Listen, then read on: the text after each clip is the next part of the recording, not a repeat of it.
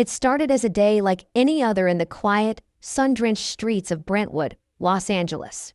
Rob Reiner, the 78-year-old Hollywood icon, and his 70-year-old wife Michelle lived in a sprawling estate worth $13.5 million. To the outside world, it was the picture of a perfect family, celebrated parents, successful children, and a home that seemed to radiate calm and stability. But what happened behind the gates of that estate would soon shock the world and leave questions that may never be fully answered. Before we continue, please hit the like button, subscribe to the channel, and turn on the notification bell for updates. Imagine walking into a home where everything looks normal.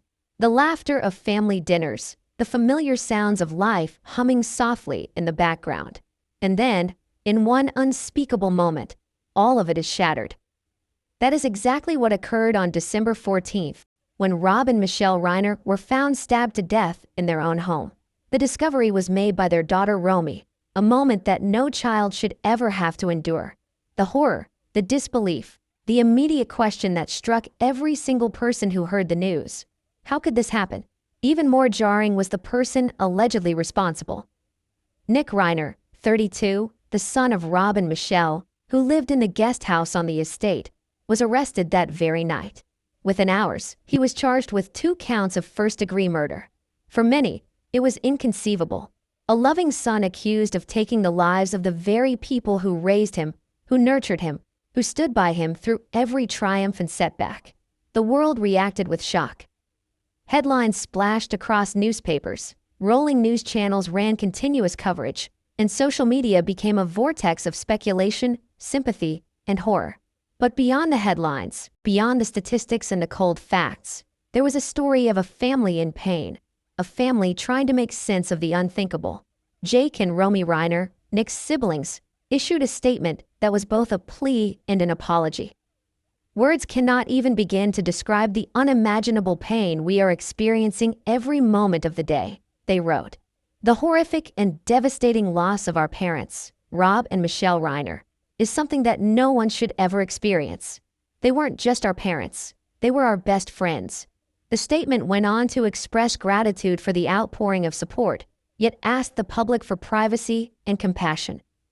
But beneath the carefully chosen words, the media and the public were left wondering, what really happened in that estate on that fateful Sunday?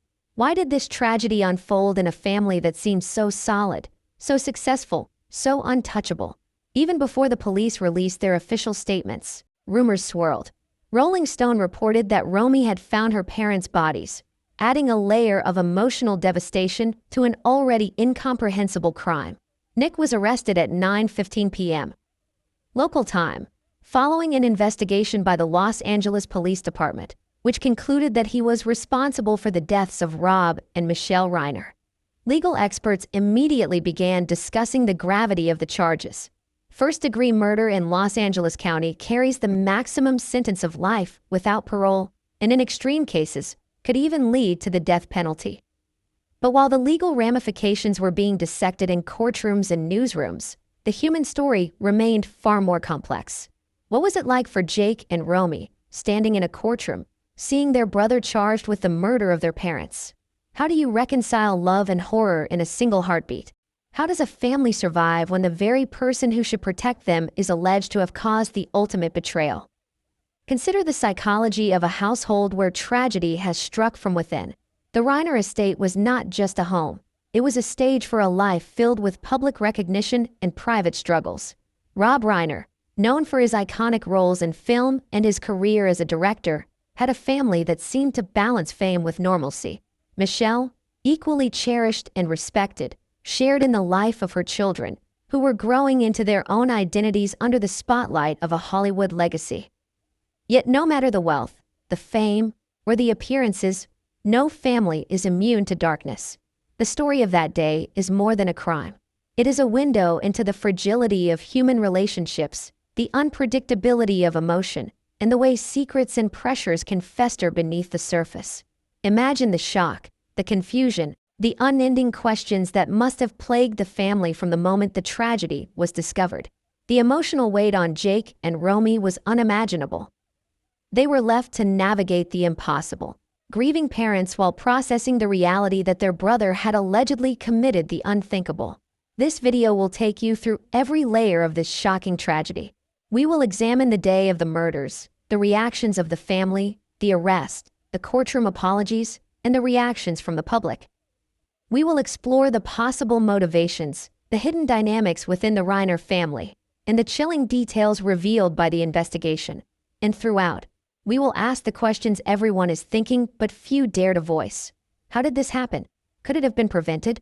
And what does this mean for the remaining family members as they try to rebuild their lives after losing not just their parents, but the sense of safety and normalcy that a family is supposed to provide?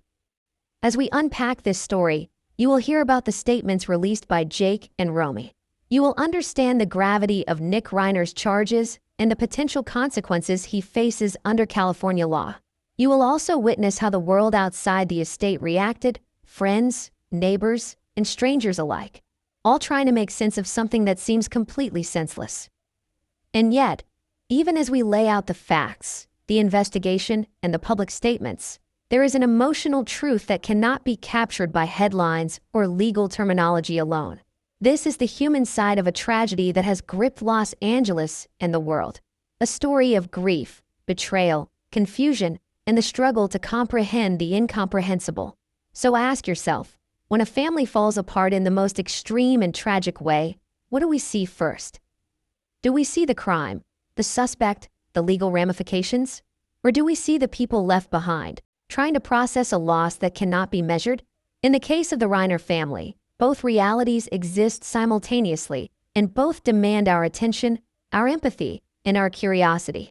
And while the world waits for the trial, for answers, for justice, one question looms larger than all others. What truly happened inside the Reiner estate on December 14th? What drove Nick Reiner, a son who should have been a protector, to allegedly commit the unthinkable? And how will his siblings, Jake and Romy, navigate a world forever altered by that single day? But what came next would change everything, and no one saw it coming. How does a family that seems perfect to the outside world unravel in ways no one could anticipate?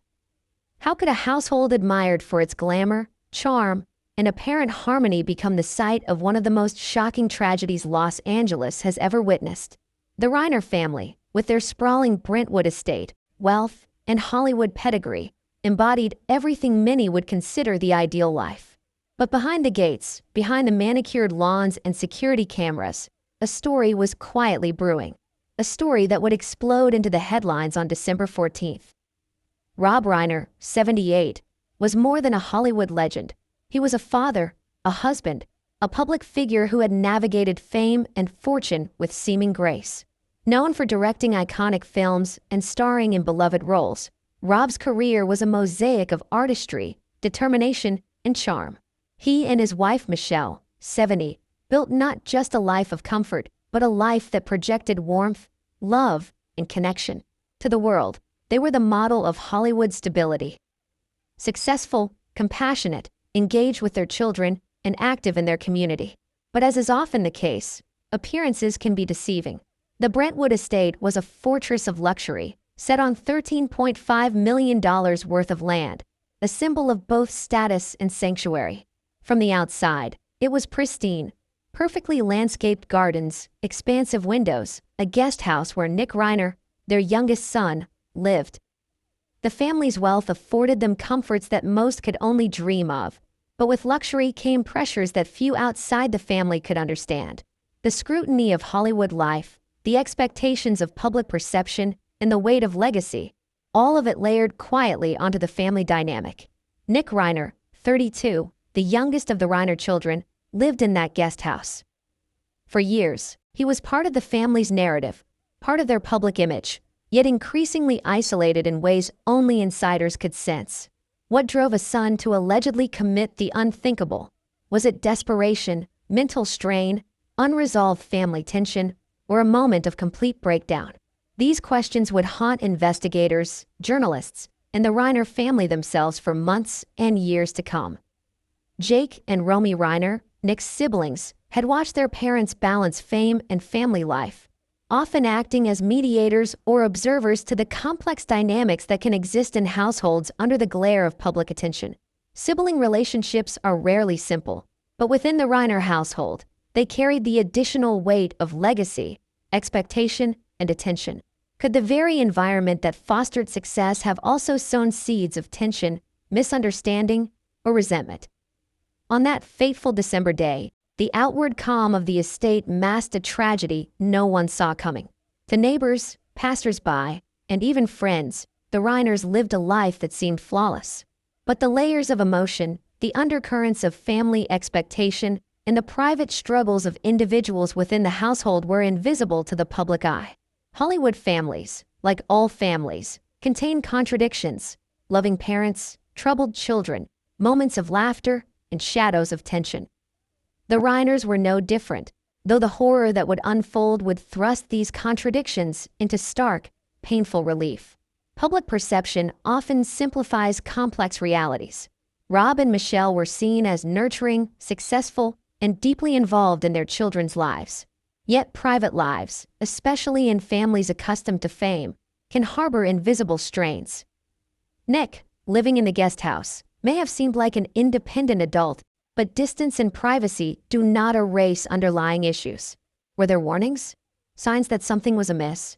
Hints of emotional distress or conflict that went unnoticed, either out of deference, denial, or simply the human tendency to see what we want to see. The Reiners' life of luxury was interwoven with their public persona. Rob's career required a certain charisma, a presence that drew attention and admiration. Michelle complemented this with her own engagement in community, family, and social circles. Yet with every public appearance, every social event, the stakes rose higher. Children of prominent families often carry burdens that are invisible to outsiders. Expectations to succeed, to conform, to maintain appearances. These burdens are subtle, creeping, and, in some cases, corrosive. Consider the psychology of a household like this. Wealth, while providing comfort, can isolate individuals. It can create dependency, entitlement, or feelings of inadequacy, especially among siblings competing for attention, approval, or recognition. And when tragedy strikes, the very factors that once provided stability, wealth, reputation, social networks, can compound the trauma. How do you process grief when every move, every tear, every emotion is potentially public? How do you reconcile love for a family member accused of the ultimate betrayal with the heartbreak of losing your parents? Friends and colleagues described the Reiners as warm, generous, and grounded despite their Hollywood status. They were admired, respected, and loved by many. Yet even in the most admired families, the internal dynamics can be unpredictable. How does one reconcile the image of the loving parents with the shocking reality that their lives ended in violence at the hands of their own child? The dissonance is jarring, almost impossible to comprehend, and yet it is the central tragedy of this story. The family's public statements following the murders provided a glimpse into their grief and shock. Jake and Romy's words were measured yet heart-wrenching. They expressed unimaginable pain, gratitude for public support, and a plea for privacy. They reminded the world that Rob and Michelle were more than parents. They were friends, mentors, and pillars in their lives. Yet, even these carefully crafted statements could not fully capture the turmoil, the questions, or the sense of betrayal that must have gripped the family. And then there is Nick. At 32, living in the guest house on the estate, he was arrested the same night. The LAPD determined he was responsible for the deaths of his parents. The rapidity of his arrest left many stunned. Friends, neighbors, and observers were forced to grapple with the incomprehensible reality. The accused was not a stranger, not a criminal from afar, but a son, a brother, someone intimately known to the victims. The psychological and emotional ramifications for the family were profound. But even as the public tried to understand, the Reiner story was just beginning to unfold in a courtroom, under the scrutiny of lawyers, judges, and investigators. Legal experts began to outline the potential consequences.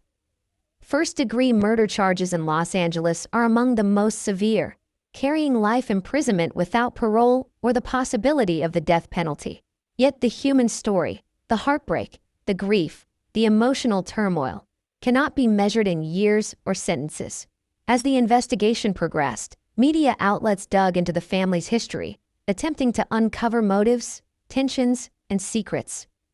Rolling Stone reported that Romy was the one who discovered her parents' bodies, placing an unimaginable emotional burden on her as both a witness and a family member. Neighbors described shock and disbelief, emphasizing the normalcy of the Reiners' public life and the stark contrast of the tragedy. This is a story not just of crime, but of family dynamics, hidden pressures, and the fragility of human relationships under extreme circumstances. The Reiners were a family of privilege and opportunity, yet the tragedy underscores a painful truth. No amount of wealth, fame, or social status can insulate a household from heartbreak or betrayal. Now, as we begin to explore the lives of the Reiner family before the tragedy, consider this. Could anyone have predicted what would happen? Were there signs of strain, subtle conflicts, or unspoken tensions? Or was this an unforeseeable rupture in a seemingly perfect life? As we delve into their lifestyle, their public persona, and the private intricacies of their relationships, the story will reveal complexities that defy simple explanation. Because what the public saw was only a fraction of reality. The sprawling estate, the glamorous appearances, the smiling faces in photos, all of it was just a surface.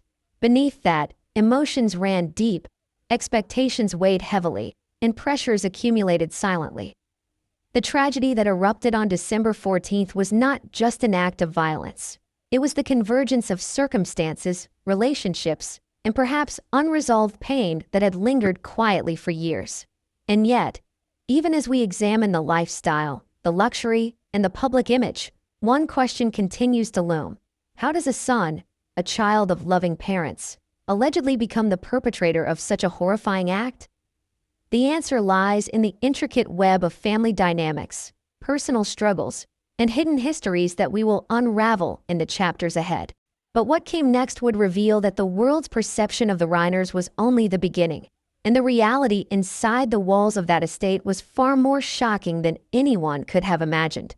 December 14th, 2025, began like any other Sunday for the Reiner family, or so it seemed. The sun rose over Brentwood, spilling gold across the manicured lawns of the Reiner estate. Birds chirped in the trees that lined the driveway, and the quiet hum of Los Angeles life drifted through the gated community. On the surface, it was idyllic. But beneath that serenity, a storm was silently gathering, one that would erupt in a moment so horrific that it would shock not just the city but the world. Imagine being Romy Reiner that morning. She had no idea that her day would descend into unimaginable horror. Perhaps she had plans to see friends, run errands, or simply enjoy a quiet Sunday at home. But when she entered the main house, a place of comfort, laughter, and memories stretching back decades, she encountered a scene no human should ever witness. Her parents, Rob and Michelle, both found stabbed to death, their lives abruptly and violently cut short. The immediate emotional impact is impossible to overstate. Shock, disbelief, terror, and grief collided in one devastating moment. Romy, confronted with the unimaginable, became the inadvertent witness to a crime that would dominate headlines for months to come.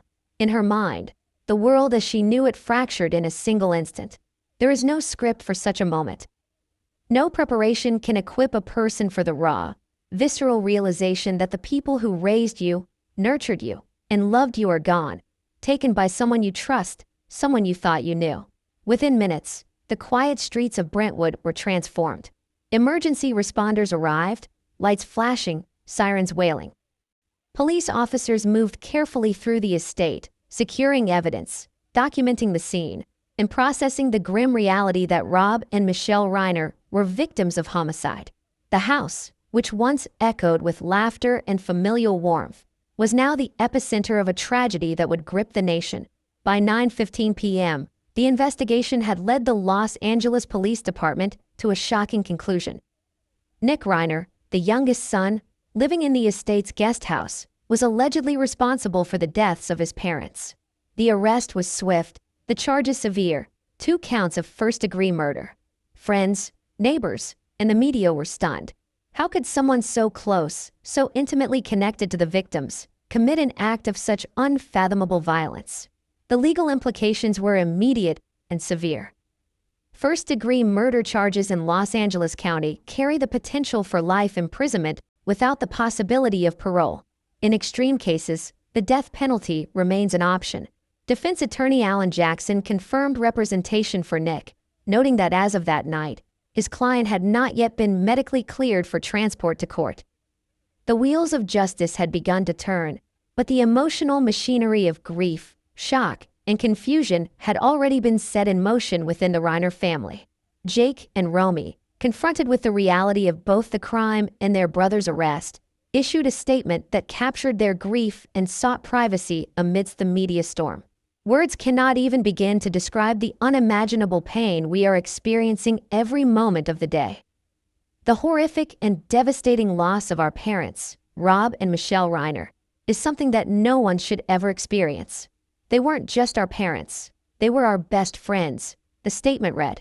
Gratitude for public support was expressed, yet a plea for compassion, respect, and privacy underscored the depth of their heartbreak.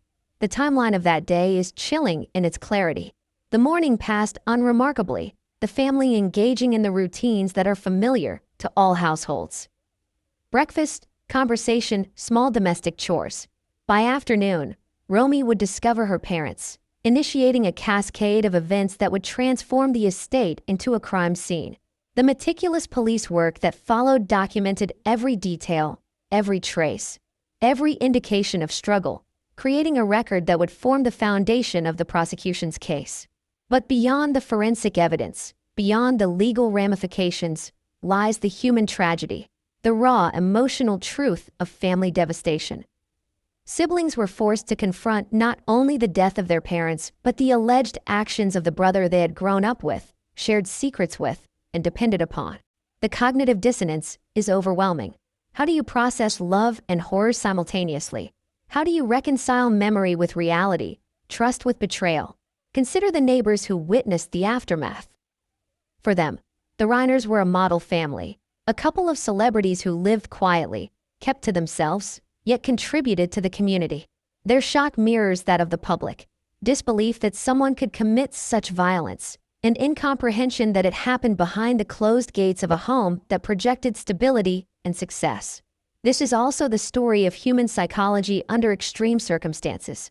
What pushes someone from familial love to alleged murder? Is it a singular act of impulse, an accumulation of long-suppressed tension, or a catastrophic psychological breakdown? Experts would later speculate, analyze, and theorize, but the truth of that day remains rooted in the harrowing reality experienced by those who lived it firsthand: the family, the first responders, and the investigators. In the days following, the narrative expanded. Media outlets dissected every available detail. Social media exploded with speculation, analysis, and rumor. While the legal case was being prepared, public fascination and horror only grew. Every photograph, every historical anecdote about the family, every recollection from friends and neighbors was examined, re-examined, and debated. The Reiners' private world had been exposed to the unrelenting glare of public scrutiny, compounding the tragedy with a layer of relentless observation. And then there is the question of motive. While the police and legal experts refrained from drawing definitive conclusions before trial, speculation ran rampant. Was this the result of long-standing familial tension, financial disputes, mental health struggles, or something more complex, more hidden, and more devastating than anyone could have anticipated? The answers remained elusive, hidden behind closed doors, behind layers of grief and trauma, and, crucially, behind the mind of the person accused.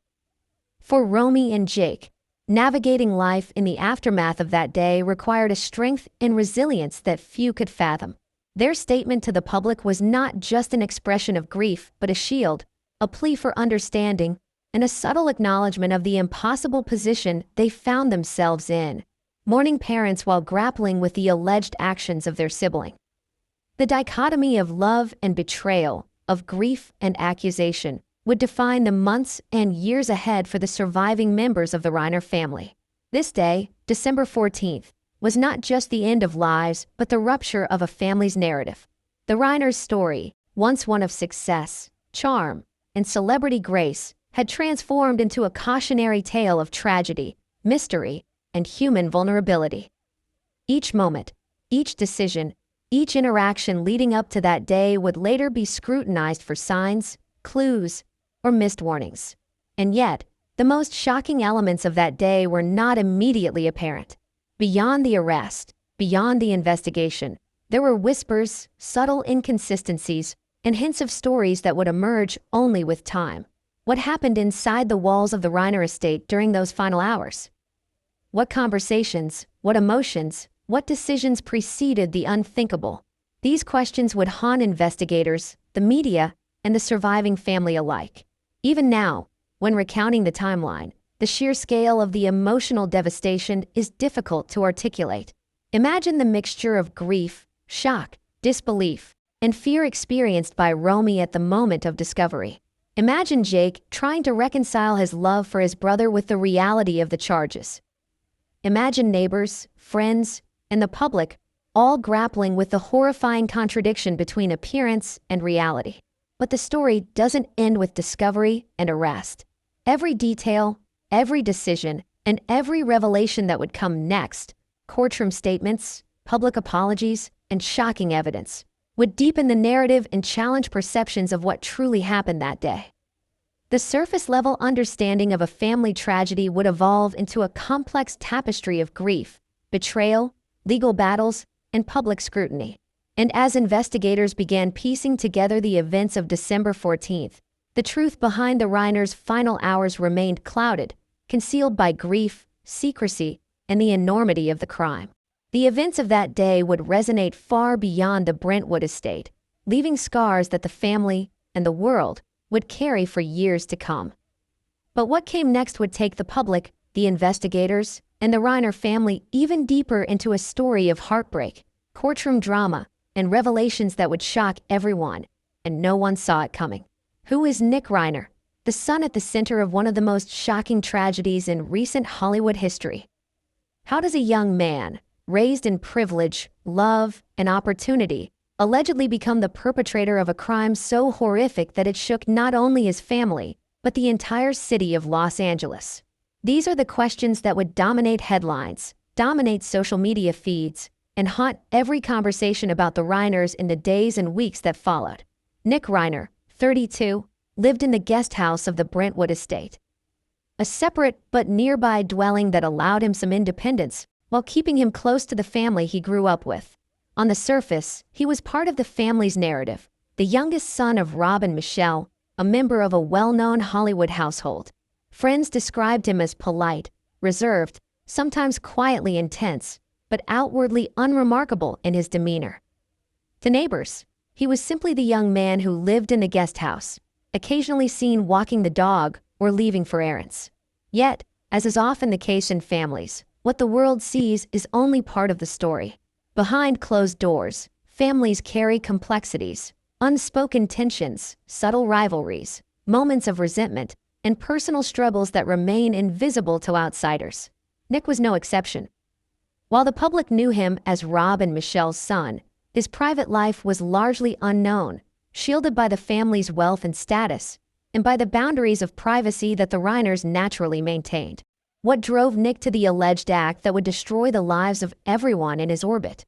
Was it a moment of uncontrolled impulse, a culmination of unresolved psychological stress, or a breakdown triggered by circumstances that remain hidden?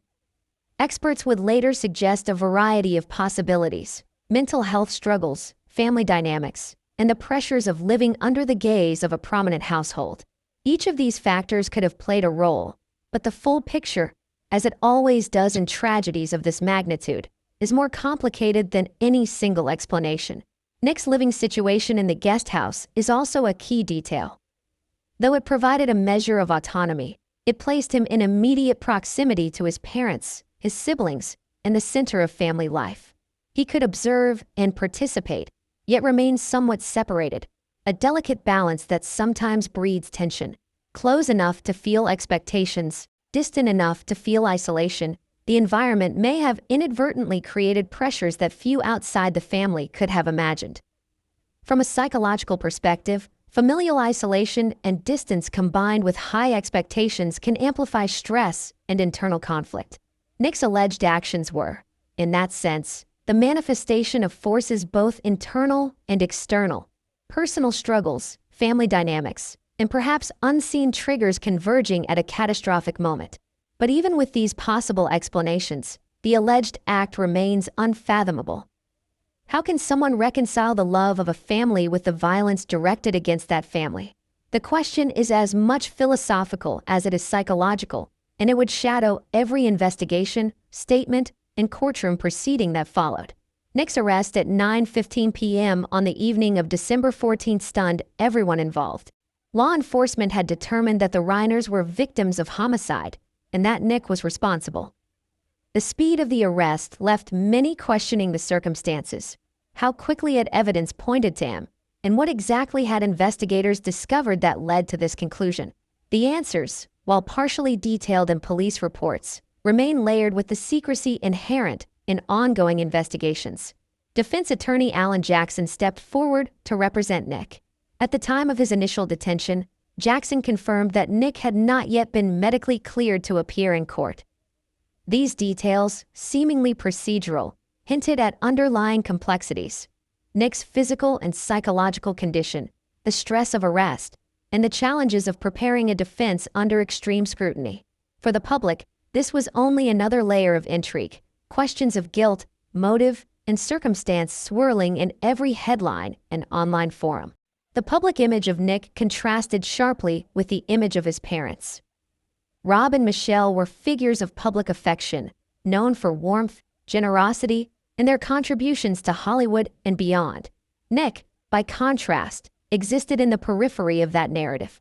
Yet the relationship between parent and child, public image notwithstanding, is deeply intimate and often filled with unspoken complexities. What pressures did Nick experience as the youngest son? Did expectations, perceived or real, play a role in the events that unfolded? Friends and acquaintances painted a portrait of Nick as quiet, sometimes introspective, and generally keeping to himself. He did not appear outwardly aggressive or menacing, but even in the most ordinary-seeming individuals, internal struggles can simmer unnoticed. Family members, for their part, often carry private knowledge, awareness, or suspicions, but even that is imperfect. Human behavior, particularly under extreme stress or conflict, can veer into the unthinkable without warning. This chapter of Nick's life raises fundamental questions about the nature of trust, loyalty, and familial bonds. How does a family process the betrayal of a child accused of harming the very people who raised him? What conversations, what confrontations, what interventions might have occurred or failed to occur prior to the tragedy? And what of the siblings, Jake and Romy, who now had to reconcile love for their brother with the incomprehensible reality of his alleged actions? The public, of course, was left with speculation. News outlets examined Nick's social media presence, his past interactions, and his role within the family. Every photograph, every anecdote, every minor dispute was dissected for clues. Yet the deeper truths, emotions, motivations, private conversations, remained inaccessible, locked behind the closed doors of the Reiner estate and a human psyche.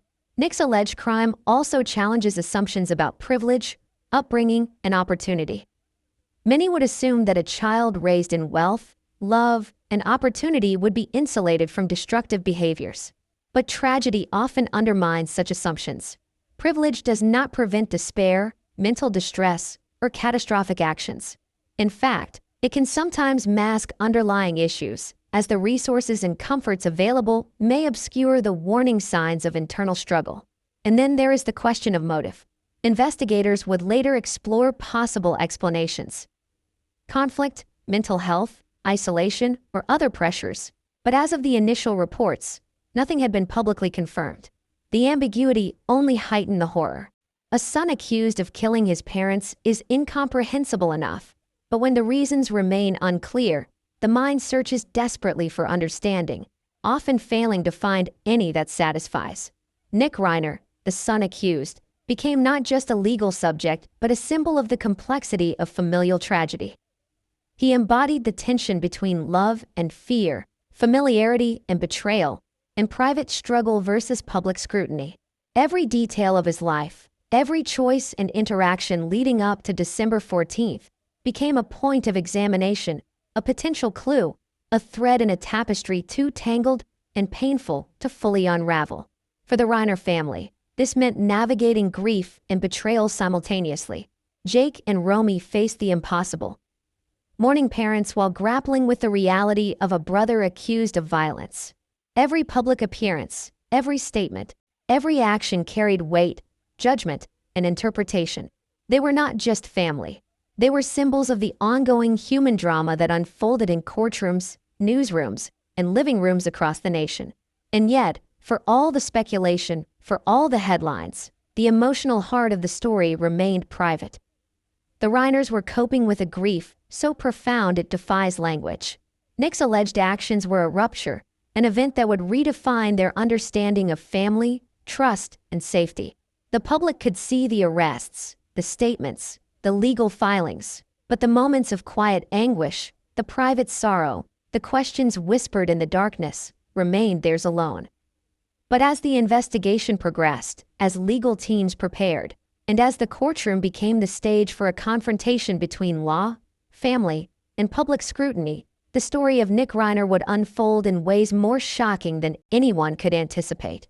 Secrets, revelations, and confessions would begin to surface, painting a picture of a family tragedy that was both deeply human and unrelentingly tragic. And what came next would take the story beyond public speculation into the courtroom, where apologies would be spoken, emotions laid bare, and the reality of that fateful day would be dissected in front of the world, and no one was prepared for what they would hear. What happens when law enforcement moves from suspicion to certainty? How does the world respond when the unthinkable becomes official? When a son, a member of a family long admired, is formally charged with murdering his own parents? On the night of December 14th, 2025, the serene streets of Brentwood were transformed into the scene of a nightmare. The Los Angeles Police Department had reached a conclusion that would send shockwaves through the Reiner family, the media, and the public. Nick Reiner, 32, was arrested and charged with 2 counts of first-degree murder in connection with the deaths of Rob and Michelle Reiner. The arrest was methodical, professional, and rapid. By 9:15 p.m., officers had secured the guest house, where Nick resided, and took him into custody. According to police reports, the investigation had determined that he was responsible for the deaths of his parents, who were found stabbed to death earlier that afternoon. The arrest sent a ripple of disbelief across the community. Neighbors, friends, and even distant acquaintances struggled to reconcile the friendly, quiet son they thought they knew with the severity of the charges now facing him. First-degree murder, as defined under California law, carries severe penalties, including life imprisonment without the possibility of parole. In certain circumstances, the death penalty may also be considered.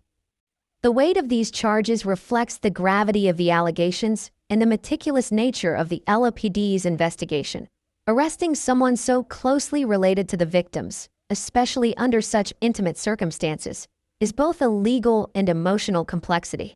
For the Reiner family, the arrest was not just a legal event. It was the emotional epicenter of grief, shock, and disbelief. Defense attorney Alan Jackson immediately confirmed representation for Nick Reiner. At the time, he stated that Nick had not yet been medically cleared to appear in court. This raised additional questions about Nick's physical and psychological state in the immediate aftermath of the alleged crime. Was he experiencing emotional or mental instability? How did the initial hours of police custody affect him? These questions, while procedural in nature, added layers of intrigue and complexity to an already sensational case. The media descended quickly. Rolling Stone and other outlets reported that Romy Reiner had discovered her parents' bodies, an image that added to the tragedy and horror of the narrative. Public fascination and speculation surged, with every detail of the family's life, history, and dynamics suddenly under scrutiny. Social media amplified every rumor, every eyewitness account, every shred of information, creating a maelstrom of public attention that the Reiners had no choice but to navigate. The arrest itself highlighted the dichotomy between private grief and public spectacle. Nick, The alleged perpetrator was someone whose life had been intertwined with the victims in ways ordinary people cannot fully comprehend. The very fact that the accused was a son, someone who had shared family meals, holidays, and childhood memories with Rob and Michelle, magnified the horror of the situation. It forced the public to grapple with an unsettling truth.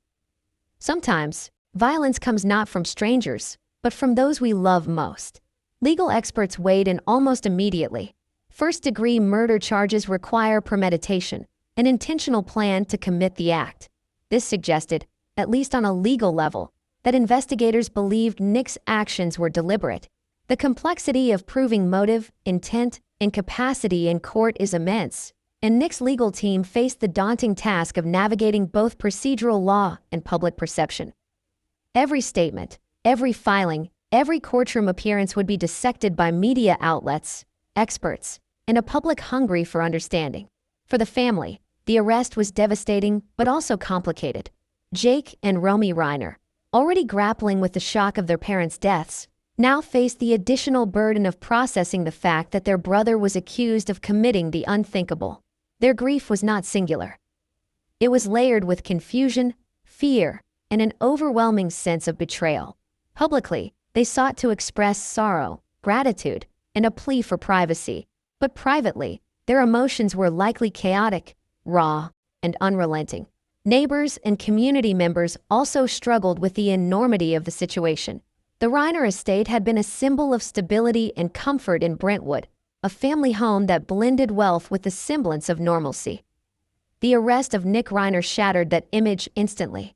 Conversations on street corners, online forums, and community meetings all reflected the tension between the idyllic public image of the Reiners and the shocking reality of violence within their household. As the case moved forward, the arrest triggered an immediate legal cascade. Nick's defense team would begin reviewing evidence, interrogating procedural details, and preparing for the initial hearings. Prosecutors would focus on the timeline, physical evidence, and any potential witnesses, including family members. The interplay between law and emotion was stark. While the police acted on evidence and procedure, the family grappled with grief, horror, and the incomprehensible betrayal of trust. Public reaction also revealed the tension between empathy and outrage. Some mourned Rob and Michelle, recognizing the loss of two beloved figures. Others expressed incredulity at the notion that a son could commit such an act. Social media debates highlighted the human need to find motive, meaning, or explanation in tragedy, even when none is immediately apparent. Every new detail, Nick's arrest, his living arrangements, his interactions with his parents, was dissected for insight, often with little context or understanding of the complexities involved. The arrest also illuminated the darker side of public attention. Friends and acquaintances had to navigate a landscape where every statement, every recollection, every memory could be interpreted as evidence, motive, or character assessment. The Reiners, like many families caught in public tragedies, faced the impossible task of mourning privately while being scrutinized publicly.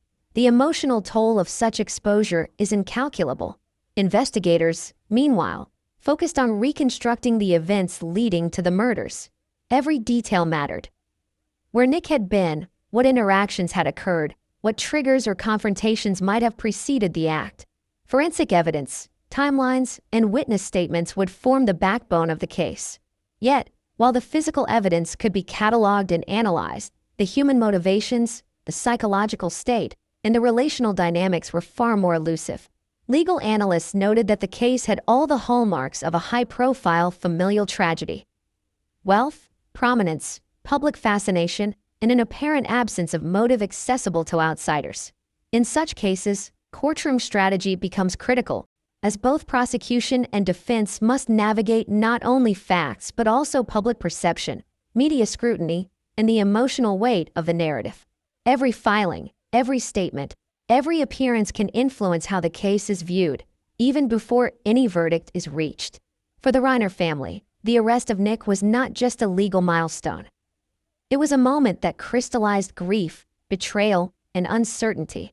Their lives, once structured around the rhythm of family and familiarity, were now dominated by court appearances, media inquiries, and the constant reminder of what had been lost.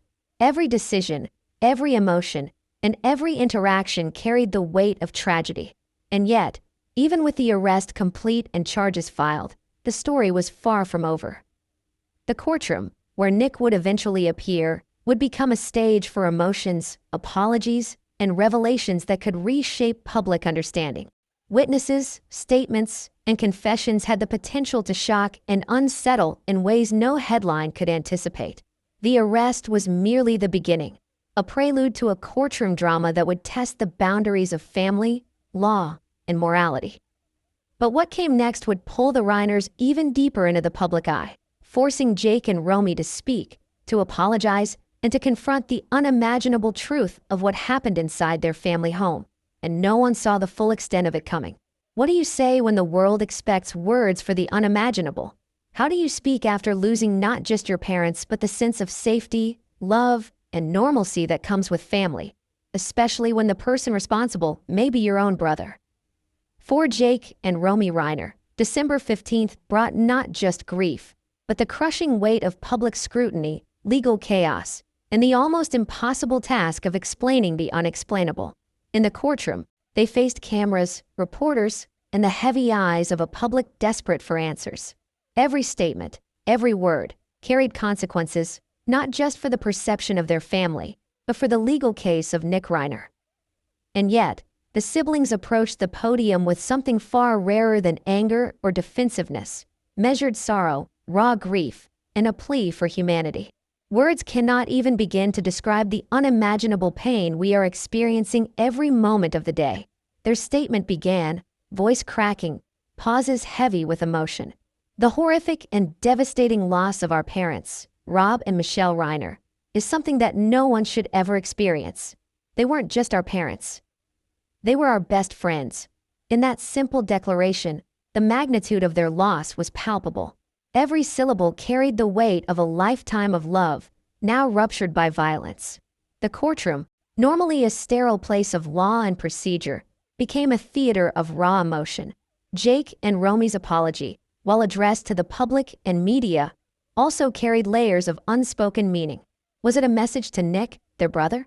A reminder that even amidst horror, familial bonds exist in complex ways? Or was it purely a shield, a way to maintain dignity and composure in a moment where the world's gaze felt suffocating?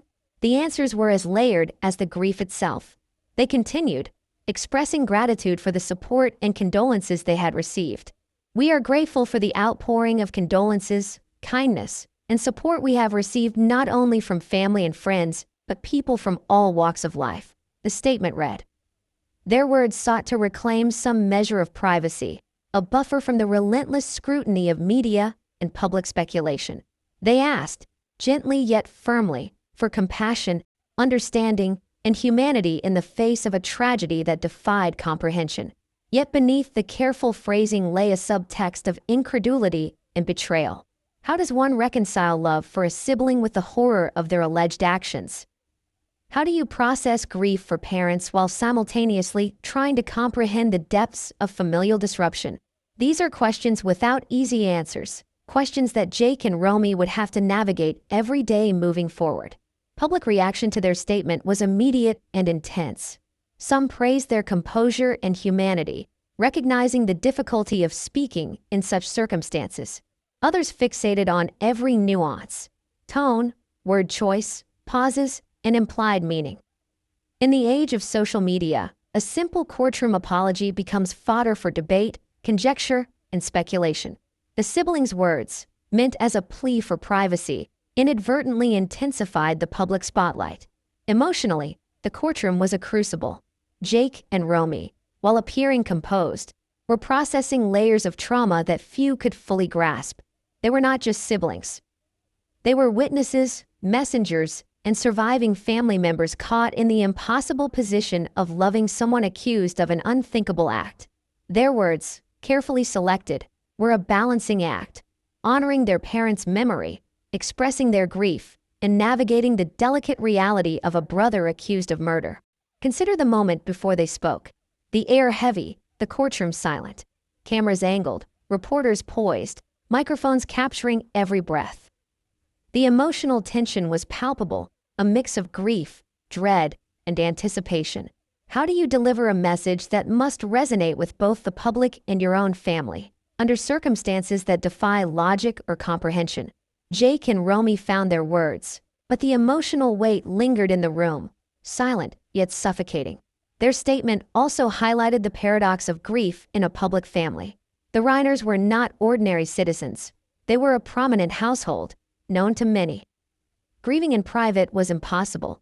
Every tear, every glance, every hesitation was magnified and analyzed. The siblings' request for respect and tempered speculation was as much a shield as it was a plea, a boundary set in the midst of chaos. The media dissected the apology, examining subtle inflections, perceived meanings, and potential implications for Nick's case. Some viewed it as a compassionate plea, others read layers of accusation or unspoken frustration. In reality, both perspectives could coexist, reflecting the multifaceted nature of human communication under extreme emotional pressure. Meanwhile, legal proceedings continued in the background. Nick's medical clearance, the gathering of evidence, and the preparation for his defense created an undercurrent of tension. Each day, each appearance, added pressure, amplifying the intensity of the courtroom scenes. For Jake and Romy, maintaining composure became both a necessity and a burden, as every public gesture carried weight far beyond their control. The courtroom apology also illuminated the complex nature of family loyalty. How do you navigate love, duty, and betrayal simultaneously? For siblings of accused perpetrators, the world often expects either condemnation or complete solidarity, leaving no room for nuance. Jake and Romy's statement struck a balance, acknowledging their grief, expressing humanity, and protecting the dignity of both their parents and themselves. Emotionally, this is a territory few can imagine. Grief is complicated enough without the overlay of legal drama, public scrutiny, and the incomprehensible fact of a sibling's alleged involvement. Jake and Romy were living in a paradoxical reality. Mourning parents while managing the fallout of a crime committed by the person they grew up with, shared memories with, and, in many ways, still loved. The apology ended with a subtle reminder of their parents' legacy, for our parents to be remembered for the incredible lives they lived and the love they gave. Even in the face of unimaginable tragedy, the siblings sought to focus the world on remembrance rather than sensationalism. They reminded everyone that beyond the crime, beyond the legal proceedings, beyond the public fascination, Rob and Michelle Reiner were human beings who loved and were loved. And yet, despite the careful phrasing, the apology left questions unanswered. What was Nick thinking? What conversations had taken place in the hours or days before the murders? Were there signs, warnings, or moments that might have prevented the tragedy? The public, unable to witness the private realities of the Reiner household, was left to speculate, while the family navigated the impossible, grieving, protecting, and moving forward under scrutiny. The impact of the apology extended beyond the courtroom. Social media, news broadcasts, and opinion columns amplified every word. Some expressed sympathy, others, disbelief. Yet for Jake and Romy, the statement was not about controlling the narrative. It was about reclaiming humanity amidst chaos, asserting dignity where the unimaginable had invaded, and honoring their parents in the only way possible under extraordinary circumstances. And as the words were spoken, as cameras flashed and microphones recorded, the siblings set the stage for the next chapter of the story. Legal confrontations, revelations, and public attention that would peel back layers of family history, motives, and secrets. The courtroom apology was both an end and a beginning, a bridge from grief into the complex, public journey of understanding, accountability, and revelation.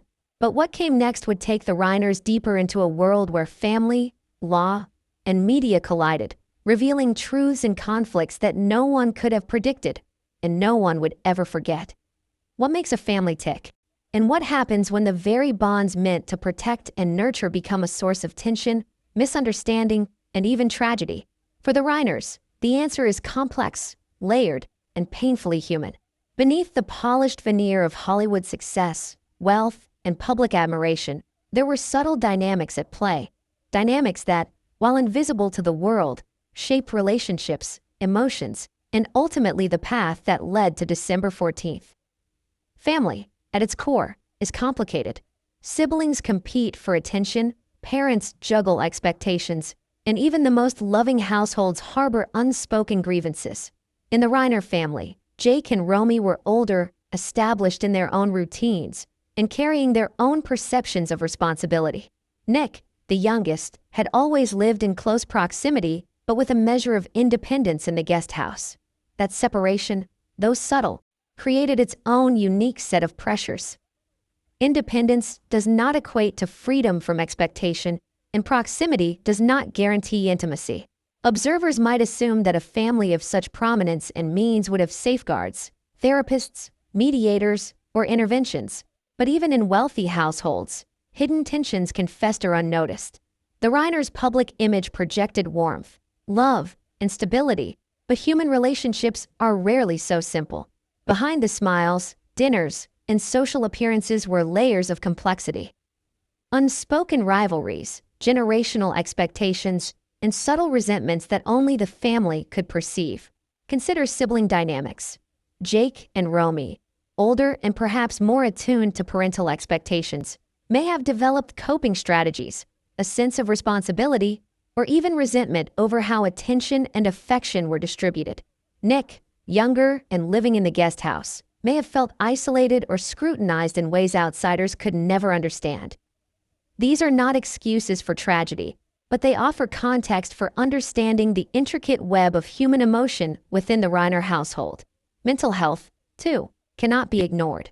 Experts often highlight the pressures unique to children in prominent families: visibility, expectation, and the sense that missteps are magnified.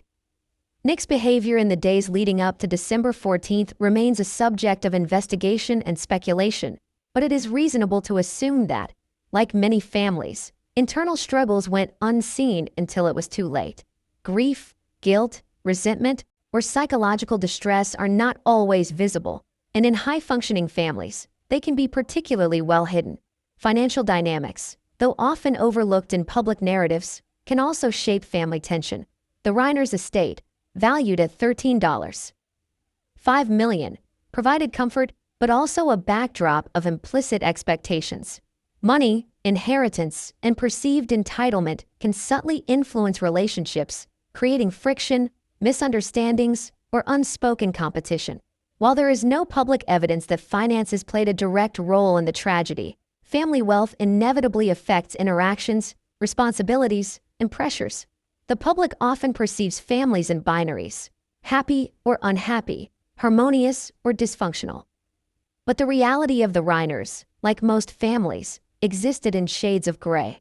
Love coexisted with frustration, pride with disappointment, joy with unspoken sorrow. These contradictions, when amplified by stress, pressure, or underlying conflict, can contribute to an environment where tensions simmer and, in extreme cases, explode. Jake and Romy's public statements after the tragedy revealed their attempt to navigate this complexity. Their apology and plea for privacy hinted at underlying family dynamics that the public would never fully see. They acknowledged grief without casting overt blame, expressing sorrow for the loss of their parents while indirectly confronting the incomprehensibility of their brother's alleged actions. Every word was carefully chosen, balancing love, responsibility, and survival under the harsh gaze of media scrutiny. The dynamics between parents and children also deserve consideration. Rob and Michelle, while loving and supportive, were navigating their own pressures, maintaining public appearances, managing their careers, and overseeing a family in the public eye. Parenting in such an environment is complex, and even with the best intentions, subtle misunderstandings or unmet needs can create undercurrents of tension. While speculation about parenting style must be cautious, it is part of the broader context in understanding family relationships. Isolation, too, plays a role in family dynamics. Living in the guest house, Nick may have experienced both physical and emotional distance. Independence can be freeing, but it can also amplify feelings of separation or disconnection. Even within a household, perceived isolation, whether emotional, social, or relational, can contribute to internal stress, miscommunication, and unacknowledged conflict. The tragedy also highlighted the paradox of privacy and visibility. The Reiners were a prominent family, accustomed to attention, but even in wealth and status, private struggles remain invisible. Public perception cannot account for the emotional complexities, the subtle tensions, or the private histories that shape behavior. The contrast between external appearance and internal reality is stark and central to understanding how tragedy can unfold in unexpected ways. Emotional stakes in the Reiner family were heightened by the immediate aftermath of the murders. Jake and Romy were navigating grief, public attention, and concern for their surviving brothers simultaneously. Their love for Nick was in conflict with their horror at the alleged events. The emotional landscape was fraught with paradox, loyalty and betrayal, sorrow and fear, love and incomprehension. These conflicting emotions are at the heart of familial tragedy, illustrating the complexity of human relationships under extreme circumstances. Even the smallest details matter. Daily interactions, unspoken words, missed opportunities for communication, or minor conflicts can become magnified in hindsight, contributing to a narrative that outsiders cannot fully grasp. Family dynamics are intricate, multi-layered, and often opaque. The Reiners' story exemplifies how ordinary complexities can intersect with extraordinary tragedy, creating consequences that ripple far beyond the household. Friends and neighbors have noted the outward appearance of harmony, which belied the deeper undercurrents of tension. To the casual observer, the Reiners were a model family, charitable, engaged, and publicly warm. But human relationships, even in the most affluent and admired households, contain contradictions. The layers of emotion, expectation, and hidden history create environments where small pressures can accumulate, and in rare cases, erupt into catastrophic events. The case of Nick Reiner also underscores the challenge of understanding human behavior. Love, loyalty, resentment, confusion, and psychological stress can coexist in ways that defy logic.